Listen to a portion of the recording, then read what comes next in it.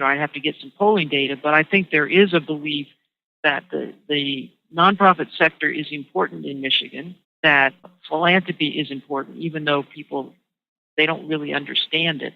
If we didn't have an organization like CMF to continue to remind all of us it's important to give and put away resources permanently, we wouldn't be as well off. Think about the individuals that are helped through the youth project.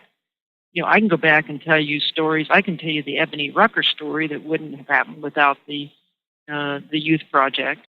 We were trying to recruit people to go on one of the early committees, and we reached out to the Urban League, and they brought us a very young person by the name of Ebony Rucker, who lived with, I want to say her grandmother. I'd have to double check that, because this is a person that Dave Campbell spent a lot of time with, because we had to go pick her up, bring her to the meetings, and in fact, she went to one of the first youth gatherings, summer gatherings, and I think David had to stop and buy her first bathing suit. So Ebony was this young woman who lived with her grandmother. Her mother was, I think, in jail, and had never really experienced anything like she was going to experience in working on the youth committee. And I remember one evening we took the whole group out to Cranbrook, and it was a beautiful, very snowy evening. And on our youth committee was the adult was Barbara Van Dusen, and Barbara was very active in what they called Upward Bound, which was to get low-income, basically Detroit-based kids into summer programs, and then ultimately into Cranbrook.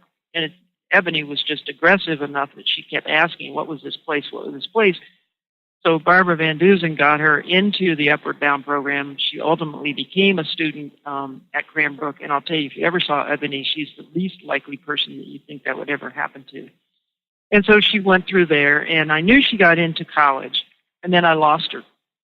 So many years later, I was on the visiting committee of the Wayne State Medical School, and I'm sitting in a meeting, and I hear this voice, and I think, I know this voice. Well, the student representative on this committee was Ebony Rucker, who had gotten in medical school, and I think today is actually a physician. Her life would not have ended up that way without the youth project. And I'm sure there are thousands of stories like that now that we collect around the state, that it made a difference in that individual's life.